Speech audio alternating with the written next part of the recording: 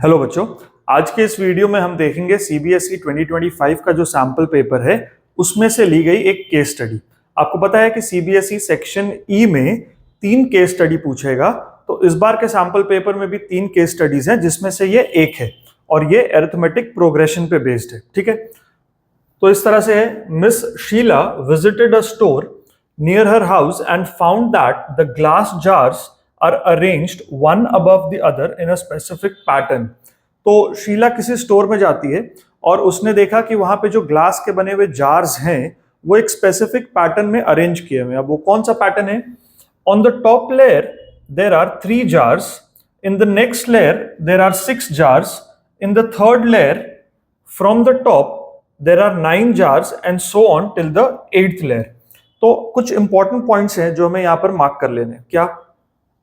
पहली जो लेयर है उसमें जो पहली लेयर है उसमें 3 जार्स हैं, उसके बाद 6 जार्स हैं और टॉप से जो थर्ड लेयर है उसमें 9 जार्स हैं। ठीक है, तो यहां पर आपको एक पैटर्न सा बनता हुआ नजर आ रहा है, 3, 6, 9 and so on up to 8th layer. 8th layer तक है, 8th लेयर तक है। On the basis of the above situation, answer the following questions। So पहला क्वेश्चन क्या है? Write an AP whose terms represent the number of jars in the different layers starting from the top। Also find the common difference। तो कभी भी अगर question में आपसे पूछा जाए कि फॉर्म द AP या राइट द AP, तो मिनिमम 4 टर्म्स हम लिखेंगे। ठीक है, तो यहां पर होगा द AP, या हम ऐसा लिख सकते हैं द रिक्वायर्ड AP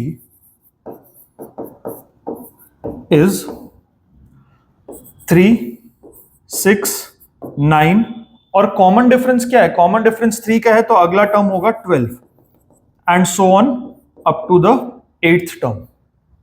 ठीक है, या अगर हम ये नहीं भी लिखेंगे तो भी चलेगा। ठीक है, और हमसे एक चीज और पूछा गया है, find the common difference. So A is equal to 3 and D is equal to 9 minus 6, that is also 3। तो यहां पे फर्स्ट टर्म भी 3 है और कॉमन डिफरेंस भी 3 है। ये क्वेश्चन हो गया आपके 1 मार्क का।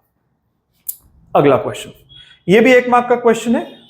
केस स्टडी में जितने भी क्वेश्चंस होंगे 1-1 मार्क के होंगे। ठीक है, और 3-3 क्वेश्चन का या 4-4 क्वेश्चन का आपको एक केस स्टडी आएगा। अब देखो, on the basis of the above situation, same situation है, क्वेश्चन चेंज हो गया है। Is it possible to arrange 34 jars in a layer if this pattern is continued? Justify your answer। अब देखो, इस क्वेश्चन को ध्यान से समझना है। क्वेश्चन कह रहा है कि अगर उसी पैटर्न में कंटिन्यू रहे कि पहली लेयर में 3, दूसरी लेयर में 6, फिर 9, फिर 12, इसी पैटर्न में अगर चलता जाए तो क्या ऐसा पॉसिबल है कि किसी एक लेयर में 34 जार्स आ सकते हैं? इसका मतलब ये क्वेश्चन क्या पूछना चाहता है? क्वेश्चन पूछना चाहता है कि क्या 34 इस एपी का कोई टर्म है या नहीं है। पहले ये डायरेक्ट क्वेश्चन आता था, is 34 a term of the AP. अभी वही क्वेश्चन पूछने का थोड़ा स्टाइल चेंज हो गया है। अब हमें इस चीज को समझना होगा पहले कि क्वेश्चन क्या पूछ रहा है। डायरेक्टली नहीं बोला है कि 34 इस एपी का एक टर्म है कि नहीं है। अब इनडायरेक्ट वे में पूछा जा रहा है कि अगर इसी पैटर्न में जार्स को अरेंज किया जाए तो क्या ऐसी कोई लेयर होगी जिसमें 34 जार्स होंगे? तो हमें यह समझना है कि क्वेश्चन पूछ रहा है कि क्या 34 इस एपी में आएगा कि नहीं आएगा। ओके, अब हमें पता है इस तरह के क्वेश्चंस को कैसे सॉल्व करा जाता है। Let suppose, let 34 jars be arranged in the nth layer। हम मान लेते हैं कि nth लेयर में 34 जार्स होंगे, पहले ये अज्यूम कर लो। ठीक है, तो इसका मतलब nth टर्म इज 34। अब nth टर्म की वैल्यू क्या होती है? a plus n minus 1 into D. a क्या है? 3, सो 3 plus n minus 1 into D. Common difference हमने कैलकुलेट किया हुआ था, ये 3 है। ठीक है, अब इसे हम सॉल्व करते हैं। ये क्या होगा? 3 plus 3n minus 3, so 3 plus 3n minus 3 that is 34। ये +3 -3 कट गया। अब n की वैल्यू क्या आ गई? 34/3 है ना, 3 11 33 और 1/3। अब n की वैल्यू क्या आई? 11 1/3।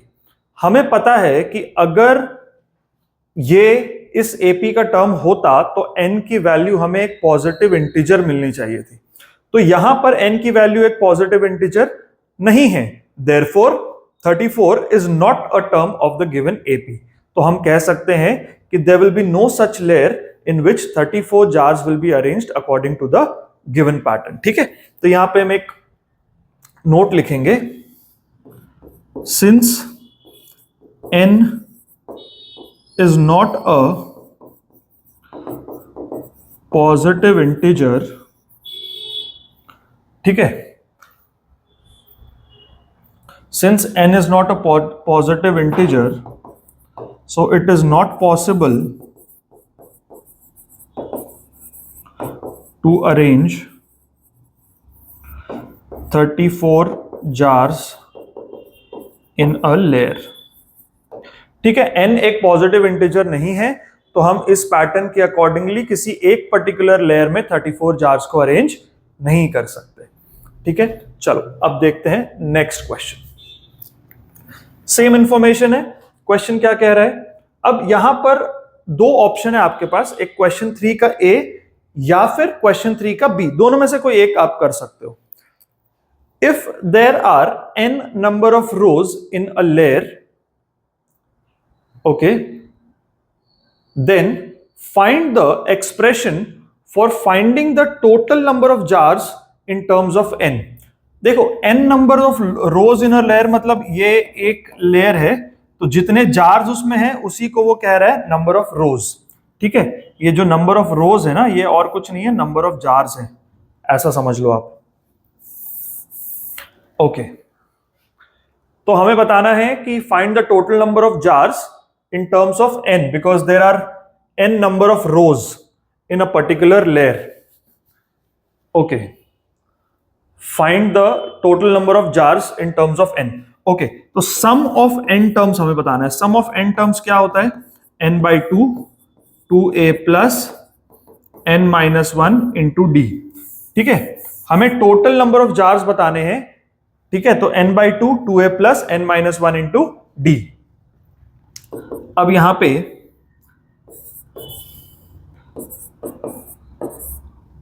टू ए की वैल्यू क्या होगी? 2 into 3 प्लस n-1 into 3, तो ये हो गया n/2 6 plus 3n-3, तो ये क्या होगा? n/2 और यहां से आ गया 3n plus 3। तो 3 भी अगर हम कॉमन ले लें तो यहां से हमने 3 कॉमन निकाल लिया, तो यहां पे क्या आएगा? n+1। तो ये है हमारा रिक्वायर्ड एक्सप्रेशन। और एक चीज क्वेश्चन में पूछी थी, हेंस फाइंड S8। ओके, तो जब हमने एक स्टैंडर्ड एक्सप्रेशन निकाल लिया है Sn is equal to 3n/2 into n+1, तो यहां पे हम S8 लिख सकते हैं, इट इज 3 into 8/2 into 8+1। तो ये क्या हो गया? 3 8 24, 24/2 is 12 into 8+1 is 9, तो ये हो जाएगा 108। तो S8 की वैल्यू हो गई 108। चलो अब देखते हैं next question.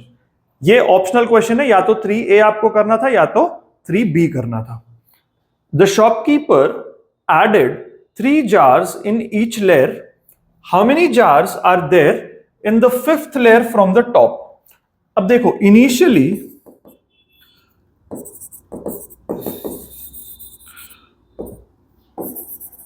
the AP was